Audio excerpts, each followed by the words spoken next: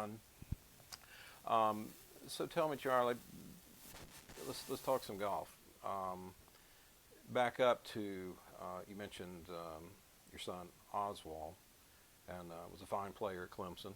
Um, was he an academic All-American his freshman year? Seemed like I remember He was that. academic All-American actually 3 years in a row. 3 years.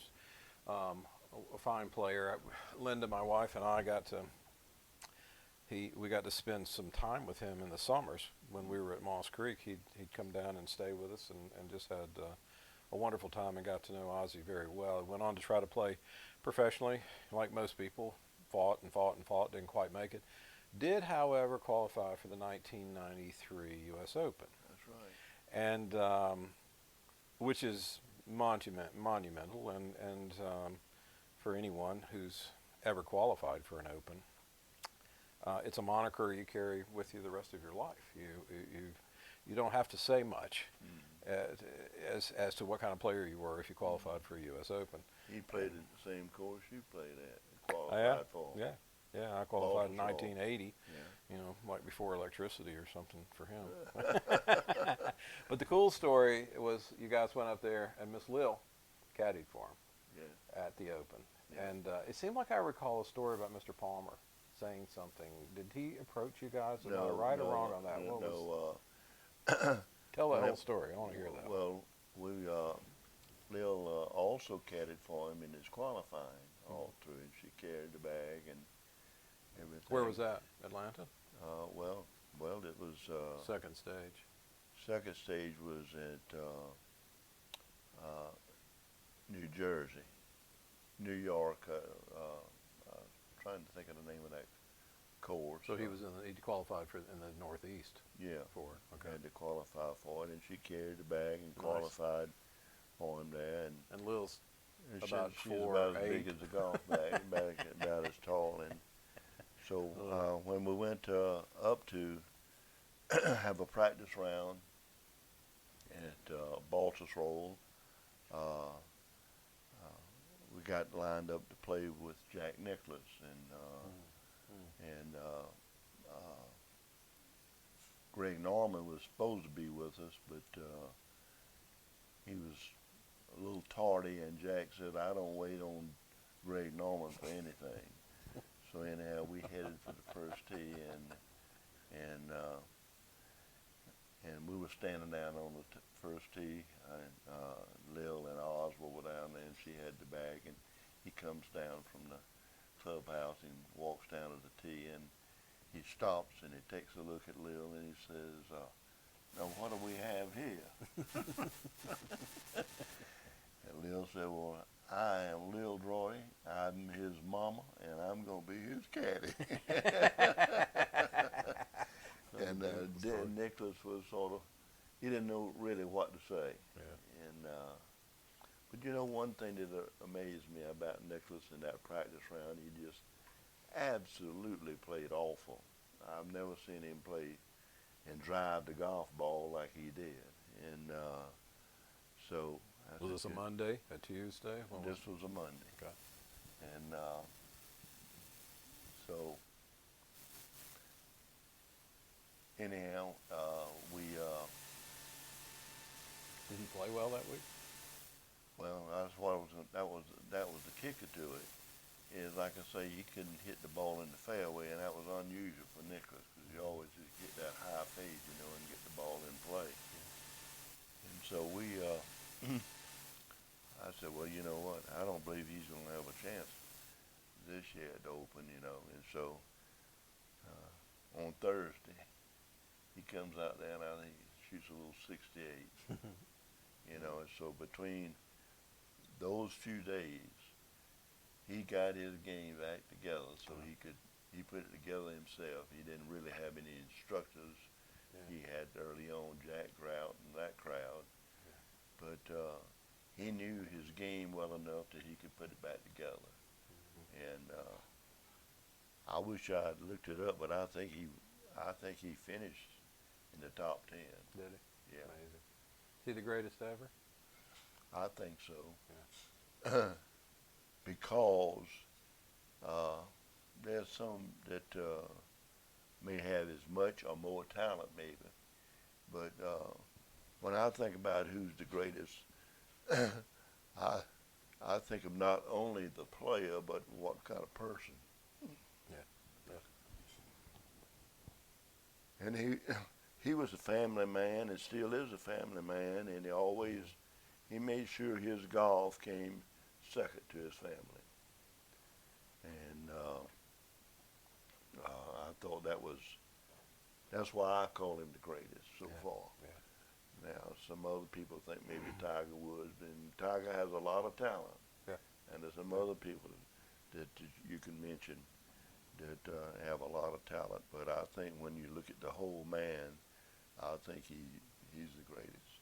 Well, and you couple in the 16, 17 seconds and the 16 and 17 thirds. Yeah. That's awfully impressive there. I don't think Tiger has anything remotely close to that. That's right. In that And, secondary number. But I mean, it says a lot that we still, you and I, who've seen a huge chunk of this game, still think Tiger's right there too, knocking at the door. And who knows? You know, I don't know what he's got left, but he won Augusta yeah. a year or two ago, and who knows what he's going to do? But he's going to be hard pressed to get to 18. But I think you're right. I think Nicklaus and he was such a gentleman, and you know, it's always been interesting to me to see how he could compete as hard as he competed, but then was such a gentleman, losing. Yep. You know, it's just not that easy to turn that switch off. But he was such a gentleman in loss, and did so many things that you never read about or hear about, letters that he'd send to people that just meant the world to get a letter from the greatest player of all time. And so I think you're right. I do. I think you're right. You know, Well, that is sportsmanship. yes. And we missed a little bit of that now, don't you think? Yep. It's all about winning, and the whole thing is they all want to win, and if you're going to be a professional golfer, your odds of winning are very slim. Yeah. You're not going to get, so you might you might as well get used to looking at guy in the eye and telling him what a great game he played. Yeah. And Don't you find it odd that these players today don't talk to one another?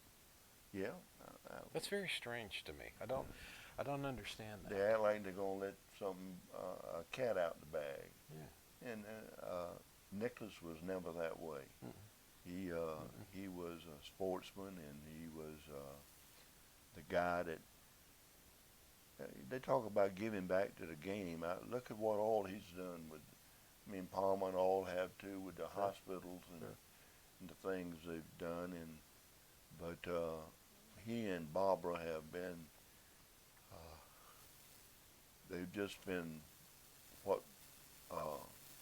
just great examples and ambassadors for the game of golf. Absolutely. And that's so important.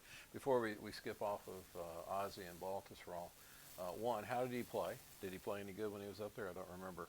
He had one good round, and then he missed the cut by 2 shots. Did he? It's close. And so. I assumed he enjoyed it, and I assume Lil enjoyed it. Oh yeah. He had a great time, and I think he learned a great deal. But that's as nervous as I've ever seen. Yeah.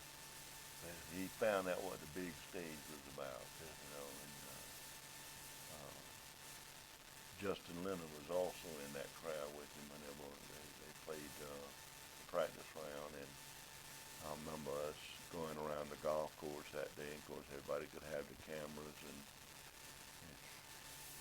trying to get autographs doing the practice rounds and all. And he'd be walking from one green to the next tee, and the ropes wasn't very far apart, and people were trying to get autographs. And I remember we got halfway through the round, and he stopped and turned to Justin and Oswald, and he looked down, and his arms were covered with ink marks. And wow. his, Wow.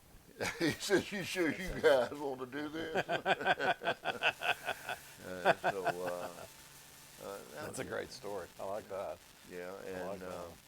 his son Oswald had played some college golf with his son Gary, and Gary came out there for the last part of the last nine and walked with Oswald and Jack and those, and that was sort of unique because he was married at the time to a dancer. Gary was on Broadway. I don't think that worked out, but he's happy there now, as far as I know. And I see Gary's trying to play some senior golf. Is now. it? Yeah. One of the things that I'm reminded of when I think of Baltusrol, and it's one of my favorite golf stories, and you know me, I love great stories. Bobby Ross, the pro at Baltusrol in 1980 when I qualified, he qualified as well. I think either he or Bobby Ford were the last home pros to qualify for an Open at their own place. So Ross is playing as the host professional at Baltusrol in the Open. And we've joked many times since. He was a great mentor to me. He taught me a lot of things during the time I got to spend with him. We shot identical scores, shot pair 76s. We often joke about that we shot identical scores. Throw it up. Yeah, didn't come. We weren't 2 shots adrift. I can assure you, we were more than that. But there's a great story about that because Ross owned the concessions for the pro shop. This was before the SCGA took it over. So he's going to be finishing, and he's going to miss the cut. He's off the mark a good way, so he's going to be finishing on the backside. And there's a touring professional that's traveling with him. Is playing with him, and he's beginning to notice around the 15th hole or so this big smile on Rossi's face. He's thinking, it's kind of odd. The guy's going to miss the cut by quite a few, but he looks really happy. The members are starting to come out at Baltusrol to kind of bring him home on 15 and 16. By the time he gets to 17, there's huge throngs up that par 5. He gets to 18. Fairway's just lined with people, and this tour pro just keeps looking at Rossi and just notices this giant smile on his face. It doesn't disappear. And he hits his tee ball. They hit their tee balls on 18, and they hit their second shots up the hill. And the pro can't take it any longer. He walks over to him and said, "Rossi, I got to tell you, you have to be the happiest son of a bitch I have ever seen who's about to miss a cut. What's going on?" And they're about 100 yards from the green, and Rossi looks up the hill, and there's just this mass of people up behind the green, up on the clubhouse, all coming to see him come in. And he goes, with this dazed look on his face, he goes, "Look at all those hats and visors."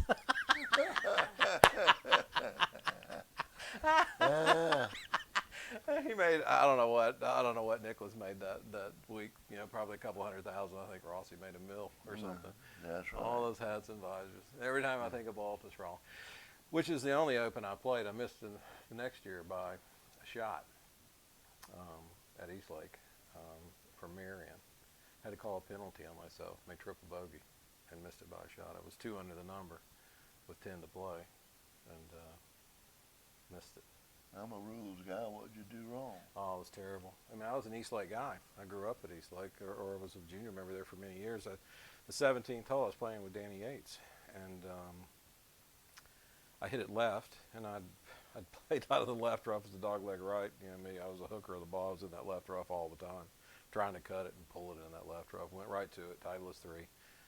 Gouged it out just short of the green, chipped up to a foot, marked it. It was a Titleist 3 384, not a Titleist 3 professional. Mm-hmm. Boom. And there's the game. Yeah. Okay, there's the game. And that's what the game teaches us. And I can sit here and tell you that story today. What if I just tapped it out? Nobody would have known. But that's the honor and integrity of the game that we love. That's what makes it the best game in the world, period. But I never got another shot at an Open. I never got close. I advanced a couple of years after that to Eastlake, second stage, and missed by a few shots. But, never really got a crack at it again. But an Open's a massive experience. And, There's nothing quite like them. Well, no matter if you played in some other professional events and all, when you step out there at a open a major event, you find out what a big game it is. Yeah, it's big. And you said, you touched on it earlier, comfort. You have to be comfortable out there. You have to, and I don't know that that can necessarily be taught. It can't. In the old days when we were playing, you could hang around and learn how to play out there. Not so much now. These kids have to jump out there and be comfortable right from the get-go. Yeah. And they win coming out. Yeah. There's no doubt about it. Tell me, while we're on this subject, tell me about what do you think the future of the game? How do you? Because I wanted to get into what you've done. From the South Carolina Golf Association standpoint, you've been a stalwart there for 40 plus years. But just the game itself, tell me what you think about the game, the ball, the courses, the players, the young kids. Tell me, what's your thought on some of this? Well, you touched on it. The kids are coming out there now. They're pretty much a finished product, and that's why you see so many people come out there and win their first year out there. Correct. Almost immediately. That's right. You used to never hear about that. Right. But it amazes me. I think the game will always be strong because of that, and because of TV.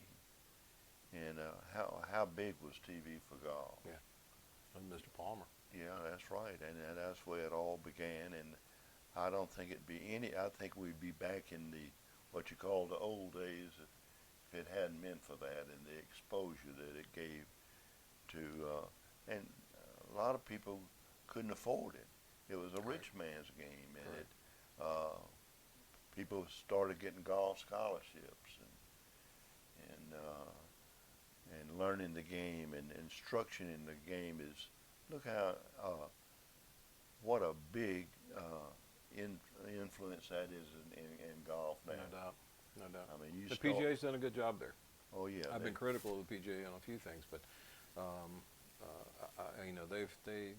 they've done a marvelous job in junior programs, growing the game as best you can. It's still pretty much an elitist game.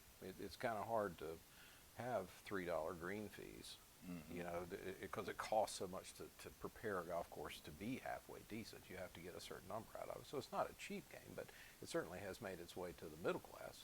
Mm-hmm. And you're right, the fact that you could get the golf scholarships opened the door for tens of thousands that may not have advanced in the game. Yeah. And they got to learn how good they could be. Well, that's another reason the golf courses are so good, because the people are making them demanding the Augusta National type conditioning. They want their club to look like that, and it costs tons of money to do that. True. That's true. And that just made being a club member skyrocket, because if that's what you want, you're gonna have to pay for it. Yeah. And but you know, I fell into that segment of golf that I really loved was rules. I was a rules official for a long time for the SCGA and the SCGA, the South Carolina Junior Golf Association, and also the USGA. I scored high enough on my rules exam that they qualified me to be an official for major events. And I did the 93 Senior Open, the 93 U.S. Amateur at Houston, and of course the Open was at Cherry Hills that year. And I really enjoyed that, and all the qualifiers that I was rules officials for the qualifying for the USGA and for our state amateur. I don't think you ever gave me a good ruling. Well, you didn't deserve one. Well, you never did hit the ball in the rough. I never needed any help.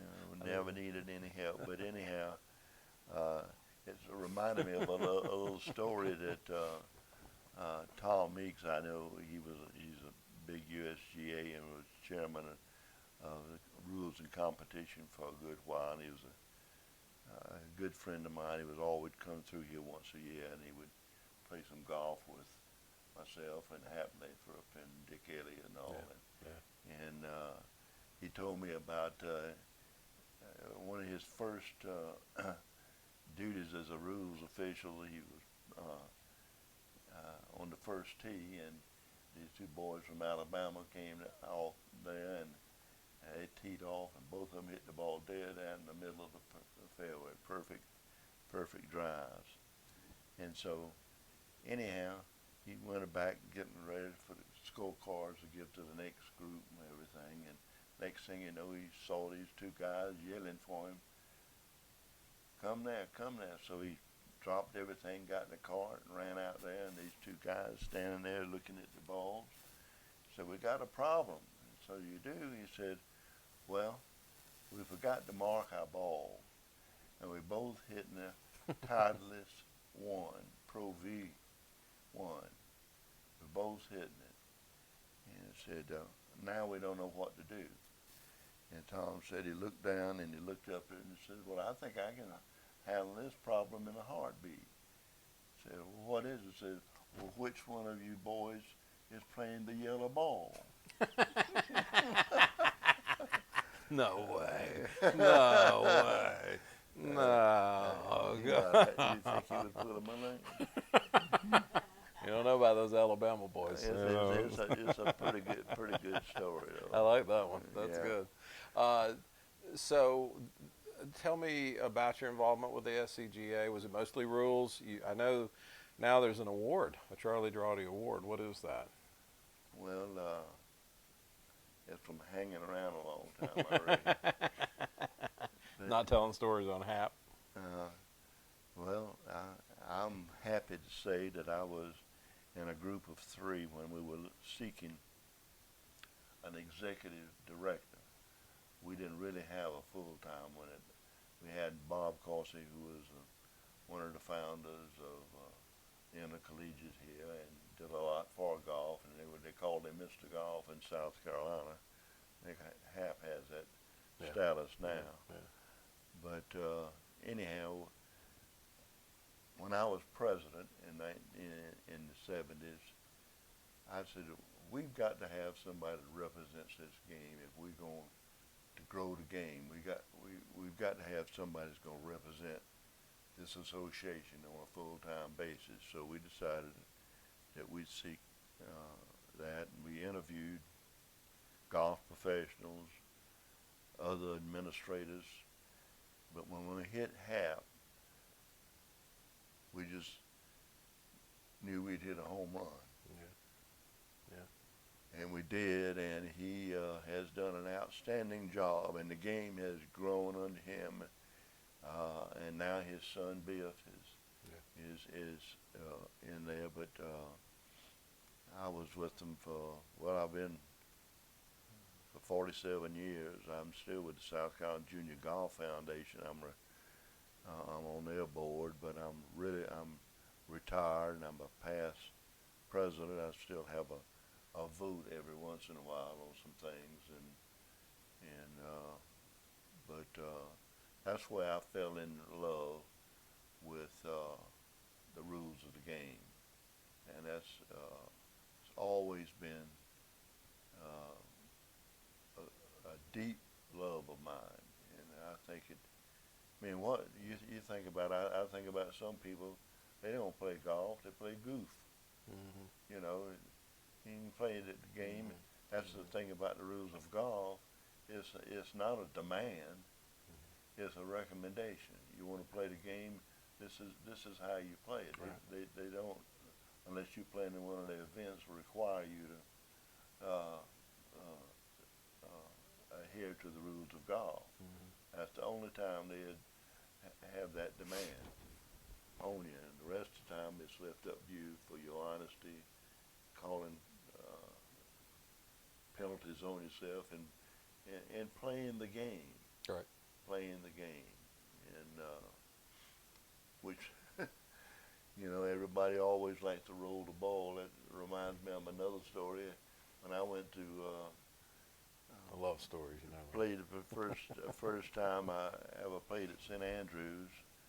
I was playing with this same guy I was telling you about a while ago that didn't ever put his ball in the hole. Yeah. Well, anyhow, St. Andrews, a lot of times you'll find it not very good condition, especially the fairways. And so anyhow, we drive off the first tee, and he hits a good shot, and we go down and he's just short of the burn down there in front of the green at number 1. And so anyhow, he goes up to his ball and he takes his golf club and he starts moving the ball here, just trying to get him a lie, you know, and everything. And so the caddy fella looked at him and says, "Now, laddie, what game might we be playing now?" I don't think I want to meet this guy. That was kind of a strange one. The story you told me before was kind of bizarre too. So. Believe it or not, I think you played with him. That's why I didn't mention his name. No, that's all right. All right, then we don't I need won't to throw know. him completely under the bus. Speaking of the USGA and such, I just thought of it as you were talking. Did Mr. Palmer misstep when he talked about balls being able to hit a ball 400 yards? That was good. Did he misstep there? I've never really been able to make my mind up on that. Well, I know he's talking about just the enjoyment of the game, but there are rules. Well, there are guidelines that you need to play by. Well, you know that Nicholas, I didn't agree with that, but you know, you've got to put things in perspective. How many interviews did that guy have? Mm-hmm. And you might just catch him at the wrong moment. And I think if you, in his latter days, if you'd asked him that same question, he wouldn't have answered it that way. That's a good point. That's a good point. It You just know, didn't seem right. Nicholas is very strongly against that. He and Tom Waskoff, they yelled for years and still are. In fact, Nicholas just had something to say about it at the memorial tournament the other day about the golf ball. Right. And it is going too far. And I think what difference does it make if the average amateur can't hit the ball out there? He's not gonna hit that other ball out there that far either. No, it's kind of relative. They live with it for years and years. I make them a golf ball that the pros can play with, that they don't hit the ball 400 yards. Well, carry 350 yards and stuff like that. What's the need of it? Well, and you're seeing it now. You're seeing this DeChambeau guy. And I saw an interview with Koepka last night. This is the Wednesday of the Wednesday before the PGA Championship. That's starting tomorrow. And basically, he said that in this interview with the Golf Channel that he never plays except when you see him play, and he's in the gym the rest of the time. And so his mindset is that he will just bomb the bejeebies out of it. And if it goes in the fairway, he's got a chance to win the tournament. If he doesn't go in the fairway, he may make the cut, he may not make the cut. But if he drives it well enough with that formula, he knows that's going to put him in the top 5 or 10 every time. That's a different mentality. There were people trying to drive the first green at Harbour Town, 4 or 5 weeks ago when they played there. DeChambeau birdied it 3 of the 4 times, driving it up around the green complex. We would have never thought of that before, and it does somewhat change the dynamics of the golf course. Yeah, you back that ball off and put longer clubs in these golf pros' hands. You're gonna see more greens missed. You're gonna see that they can't score. They'll still score great. They're the greatest, and they always will. But they need to put a longer club, in my opinion, in a golf pro's hand. You just can't. They'll learn to hit it 500 I think most yards. of these pros out there have to regroove their clubs 4 or 5 times. Their wedges 4 or 5 times a year. That's all they do is they're wearing out sand wedges and pitching wedges and 9 irons. That was never the game. No, it I is mean, different. people, look what Saracen did. The shot heard around the world. Hit a wood in the hole on 15 at Augusta. Right, right. Speaking of Augusta, I remember Jack Nicklaus hitting 5 irons there. and that was massive. Yeah. That was massive at the He time. was longest. Speaking of that, you and Miss Lil have been going to Augusta for 30, 40 years? How long have Well, you we been going? started in 1962. So 63. almost, 40, almost 50 years. Yeah. The I find, and you've played there some, I know. I've played there a few times, and I've played there in the fall, and it's a whole different golf course in the fall than it is in the spring. What do you think's going to happen? Do you think will they get a longer club in those guys' hands? Because you know as well as I do, overseeded rye, and when it's in the 40s and perhaps 60s and during the day, it's not like the spring. It won't dry out nearly as fast. You think they'll move it up to get them into that same area, or will they stay back and have them? Heavens, you can't hardly get to the bottom of a hill of 10 when it's soft. Yeah. And you get that 200, 210 yard shot from the top of that hill, that hanging lie into that green on 10. That's a big difference. Now, there's a few that'll bomb it down there one way or the other, but the ball doesn't roll there in the fall. What do you think's going to happen? That's mid-November that tournament comes up. Well, I think it's going to be a good thing. Mm-hmm. Yeah, I really do. I think so. I think we might see what the Augusta National really was meant sort of to be a little more. I think you're right. And I think that I also say, and I've been a proponent of, I think they need to grow some rough because there are too many greens out there that you have to. It's all about the greens there. Sure. I mean, there's so many greens out there they can put flags in, and nobody can bust 80. Yeah. Lil and I used to go, like you say, many times, and we used to stay in Augusta, and we would go occasionally to some parties they have, and there used to be an old timer named Denny Shute. And he won the PGA and some other events. But anyhow, he was there, and I got to talk to him sometimes. And he was at the time in charge of placement of the flags at Augusta. And he told me one night, he said they're the most difficult greens that I've ever seen in all my travels. He says, I can go out there tomorrow and put the flags in certain places, not dead downhill or whatever, nothing ridiculous, but I can put them there. He said, you notice we put them usually in the same places all the time, and the pros get to know the slopes and all. He says, and he can't bust 80. Yeah. And that's saying a lot. Yeah. And I never have understood that at Augusta. Why they would put the same flags there. That gives such an advantage to the guys that have been there, and you know where the flag's going to be. And of course, they have all these books and everything now, but They don't want to embarrass the player, though. no, you don't want to do I mean, that. That club's, means the world to the world. Well, really. I don't think they have to move the flags around too much or put them in different spots to embarrass them. I really don't. I just, I never have been a proponent of doing that. When I was in charge of putting flags for a particular event, I remember we used to have the intercollegiate here, and I was in charge of that. I never did that. I never did put the flags every year in the same places, day 1, day 2, or whatever. Right. So. Well, I agree with you. I think this November Augusta is going to be very cool.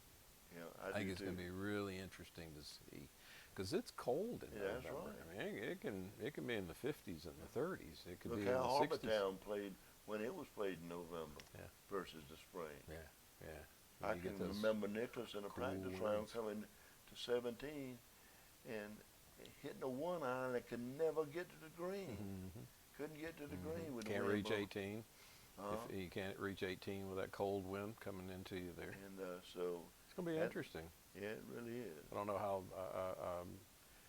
It's I think you're right. You're going to see kind of what it was, what it used to be, Yeah. where you had long irons into 10, not 9 irons. You know, that Kepka kid the other day in the tournament in Memphis hit I think an 8-iron from 185. That's ridiculous. I don't get that one. I just don't get it unless it's just bent to 6 I iron. used to couldn't hit a 2-iron at all. Could be. I don't know.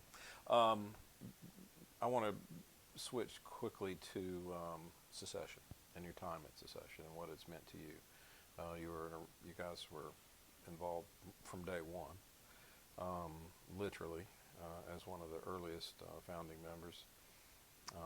Obviously, you and I had talked at length about what I was eventually leaving Moss Creek for, and you were a huge proponent of what we were trying to do, and your not only your friendship but your support through the years to bolster that effort, and and it was an effort that you and I both know. Or knew at the time that we would never see the full conclusion of it because it was going to take 75 to 100 years to accomplish what we were trying to accomplish there. That's right. And now we're at 35 years, and I've walked away this season since day one, and we certainly leave it to the next generation. But and I'm very comfortable about where that is. Expound upon your thoughts of the place, what you've seen, where what you feel about it. I think certainly the secession members that will watch this would be very interested in your perspective on all of this. Well, I tell you, I remember when y'all had your offices over in Hill and Head, and coming there and hearing about it and what you were planning to do and everything. And I was used to go to Sea Pines a good bit back in those days, and I remember sitting out on the front porch at the house down there at Hill and Head, and I got to thinking about the game and what it was really all about. And it's about walking the course. And of course, I was a jock, and that really intrigued me very, very much. And having the caddies and no carts, and I fell in love with that idea. And I knew that beginning just for South Carolina membership, that it would be hard to promote and support, because you wouldn't have that many that would fall in love with that. But all over the United States, and especially a lot of courses up north, had the caddy programs, and they walk a lot more. And I knew we could sell it to them. And I knew we would have a membership that if we could get them down and get a golf course in front of them that we all wanted and wanted to see, and have that short walk from green to tee, and the camaraderie of that with the caddy, and that it would be a success. Yeah. And we had some hiccups, but because of that group of people and those people that we initially had as founders and the original members, they made it survive. They wanted it that bad, and you were one of them. Right. Primarily you. I mean, you fell in love with it, and I knew that Mike Harmon was going to get it done if we just could give it to him and let him run with it the way he wanted it. And well, there were so many. Look at the high golf IQ people that were involved in those earliest days. With Russ Bowermaster, was Ernie Ransom. I mean, those guys like yourself that were so deeply embedded into the game. the Bud Fretzes of the world. You know, they were Pine Valley guys, they were Shinnecock guys, they were Chicago Golf Club guys, and they knew what we were trying to do, and you knew and I knew we would never see the end of that, because it takes you 75 years to elevate a golf course into the same breath with the Cypresses and the Pine Valleys of the world. And you're only 35 years old. I mean, you're still a baby within the context of the game. I went to Dornick 2 years ago with Jim Cooley and celebrated the 400th anniversary of Dornick. Mm-hmm. Oof.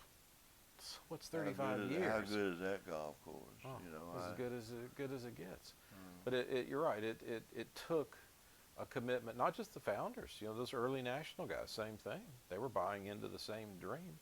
There were only 60 original founders, or 50 original founders, and you know, we sold, I think we sold 300, 350 memberships without a golf course, just on that concept of putting something historic into play. And I think it's on its way. It's going to still take another 40 years. You know, it'll pass down to your kids and perhaps even to their kids before you really see the cachet of what that place can be. But within the game, it has to start somewhere, and we got to help start it. And some of those times, I think, if I want to sort of predict for the future a little bit, is some of those times are going to be a little more difficult than it was for those 100 and 300-year-old clubs, because of the social climate that's in this country about what's right, what's politically correct, and what's not. And it's going to take a club that can stand on its own 2 feet and stand up for what it thinks. Like Augusta National, it thinks for itself. A Pine Valley, it thinks for itself. And that a club has to have that to maintain that integrity and what we are going to stand for in this golf game. And this is what it's going to be about. And you can't come in here and attack and try to change us because you just want it to be changed. So that's something that It's definitely more difficult in I don't today's think climate. anybody has really faced what is going on in America right now. Well, you hear about Seminole and the Masters, you know, all of these socially, quote, incorrect, end quote, names. You know, it's far more difficult, but it still gets down to the game, and it still gets down to what Mr. Ransom said. You make the membership bend to your will at a great golf club. The members don't make the club bend to their will. You set it out, here it is. If you know, if something's not right, you leave. You're not just like the carts. I had somebody approach me several years ago. We've had 2 carts for almost 30 years now. 2. That's it. You twist your ankle, you fall off the curb, boom, there's one for you if you need it. But once you reach a point where you can't walk it anymore, you can't play. Okay, you got to give it up. And there was some pressure to add, you know, a few more because the membership was getting older, was the quote that I got. Which happens to every club. Well, we've been getting older since the day we opened. Yeah. We never capitulated on that. And so the new guy who comes in that thinks that he's hurt or something, or he's got a bad back and he's deserving of a cart, you have to line him up. And so look, no, you were told I sold him. You lose your ability to walk. You got to give it up. You can pass it to a son or a daughter. You're more than welcome to do that at no cost. But you have to protect what is there, and it's harder to do that. You're right, as a younger club than it is at a club that's 100 years old. Yeah. No doubt about it. Or 400, wow. 400 years old. Think of that. But it is special, and your involvement there was incredible, and still is today. So I certainly speak on behalf of all the membership in thanking you and all of those early guys for putting something into play that's just incredibly special. And hopefully by the time your sons are 70 and 80, it's now floating in the same breath as the Pine Valleys of the world. Well, the last thing I'll say about that is when we had our ups and downs and hiccups early on, like all clubs do. I can remember when Augusta National couldn't get members, and but that's the secret of longevity, is sticking to your guns and having what your original concept was, the catalyst of the whole organization. Don't ever let that disintegrate. Yeah. If it does, then you can crumble. Sure. You can't let the outside forces, and I reckon that's what I was trying to say a while ago. Yeah. Is you got to stick to your guns. Well, you stuck to yours. And we're probably an hour and a half into this. Or can you afford it? I'll have to get off before my phone cuts out. I just want to take the opportunity to thank you personally. Wow. You've been like a dad to me. And all the times, all the golf, all the travel. I mean, think of all the traveling we've done. Yeah. You know, Casa de Campo. I think you were on the first trip that we went down there. We were the winners. We were the winners. Yeah. You saw me set the course record at the links course. Yeah. And you know, just the you know, I can't thank you for the hunting element in my life. You and Dickie Elliott was, you know, I wouldn't. It's the most enjoyable days of my year to get out into a field 3 or 4 times a year, 2 or 3 times a year. I really miss that. Oh, I know. I really miss that. But it's always in your mind, isn't it? You know, walking and playing golf, I'm sure is a big miss too. But that's what happens when we get older. You're a blessed individual. You're a man of faith. You've moved beautifully, almost into 80 now. I know you're excited about the possibilities of the Hampton Club coming back, and the boys at Congaree have initiated something that I hope continues. I know that'll get you going. So you still have a lot of things in your life that are exciting, but I can't thank you enough for what you've meant to me. You have been a dad. There's no doubt about it. You've been like a dad to me. I love you. I love you too. Marvelous. Okay. All right, we're done. Well, I appreciate it. We'll. I appreciate you thinking about me. I hope I didn't talk your ears off. No, I knew it. Well, that's one thing that happens to you when you get old too. Well, and